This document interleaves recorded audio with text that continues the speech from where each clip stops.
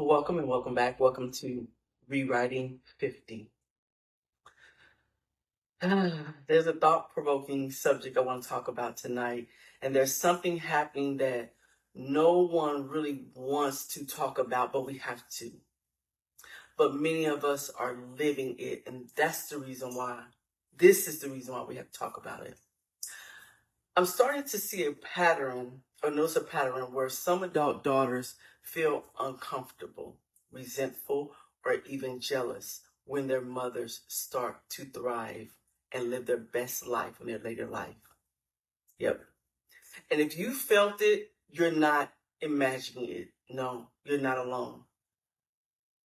I just recently turned 50. I'm happier. I'm more confident. I have more financial freedom. Thank you, Lord, because I take care of all them damn kids. Okay? I do work I actually love now. Okay? And for the first time in a long time, I'm choosing myself without guilt from anyone. No one can make me guilty today. I thought my daughters would be happy for me. No. No. Instead, I noticed tension, distance, and subtle comments, smart little comments, a little shift. And when I started talking to other women my age, I realized this isn't isolated. It's happening everywhere. But people don't want to talk about it because they want to make it seem like it's the other way around, and it's not. So let's bring some light to it. Let's bring some light to this. First, I want to say this clearly. This is not about bad daughters. It's not. And it's not about selfish mothers. Absolutely not. It's about a collision of expectations that no one prepared us for. Many daughters grow up watching their mothers sacrifice, tired, we're tired, we're stretched, we're surviving, we're working. We put our dreams on pause. We pour into everyone else except for ourselves. So unconsciously, daughters build a story in their mind sometimes that motherhood equals self-erasure, that aging means shrinking, that joy comes early and then fades. That's why you see a lot of ladies, they tend to let themselves go, and the daughters are like okay with it. So when a mother reaches midlife and instead of disappearing, she expands, it disrupts that story. That's why a lot of women that look good, a lot of young ladies don't like it.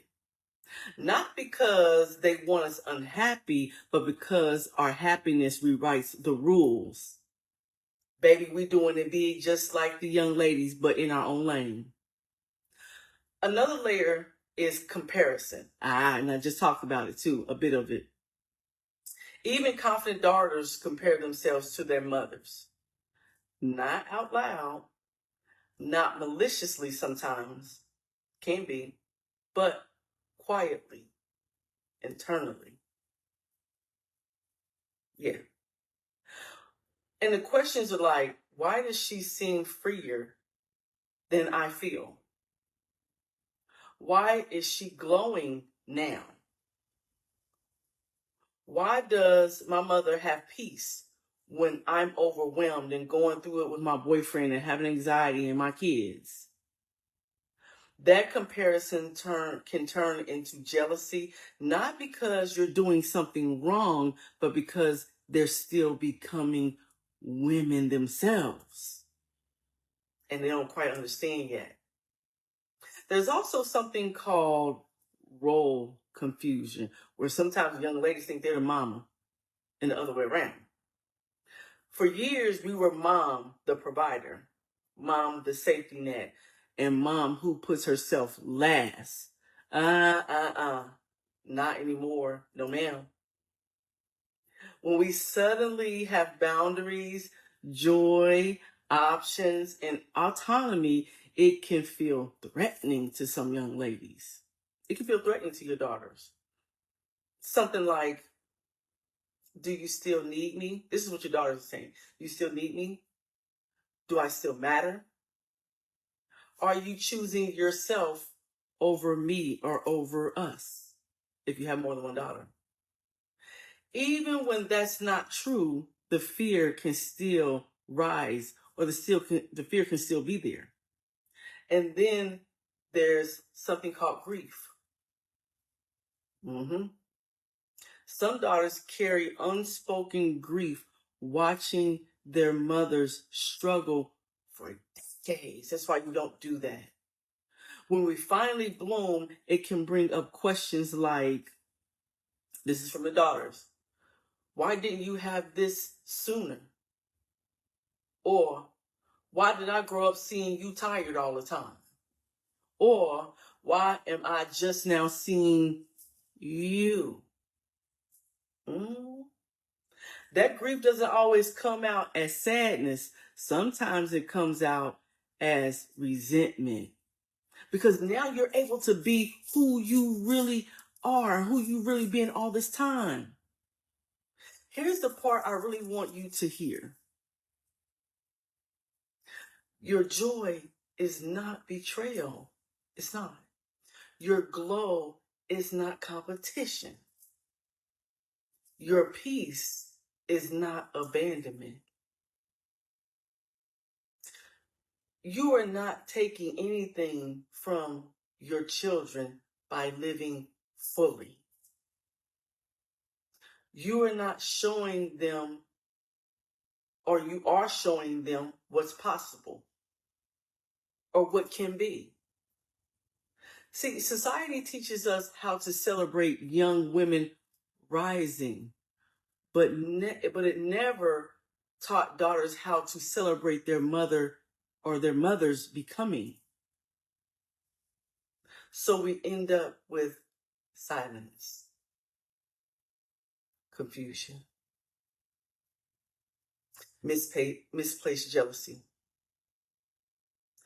and a lot of women dimming themselves to keep the peace with their daughters and to have a relationship with their daughters. Don't do that. No. I'm here to say, don't do that. You don't need to apologize for thriving. You don't need to explain your happiness. And you certainly don't need to make yourself smaller so others can feel comfortable. Stay loving, stay open, but stay true. And I mean true to self. Because often the understanding comes later. Many daughters don't fully get this season in your life until they reach it themselves. And when they do, envy often turns into awe.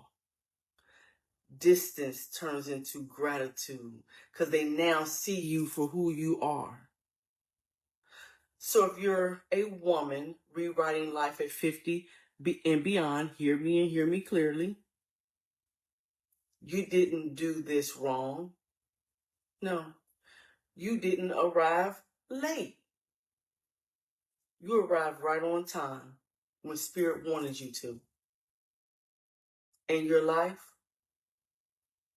still gets to expand and grow as you age. And I'm loving it. This is Rewriting 50. And we're just getting started. Thank you for watching. I love you all. Gratitude. Ashe. Namaste.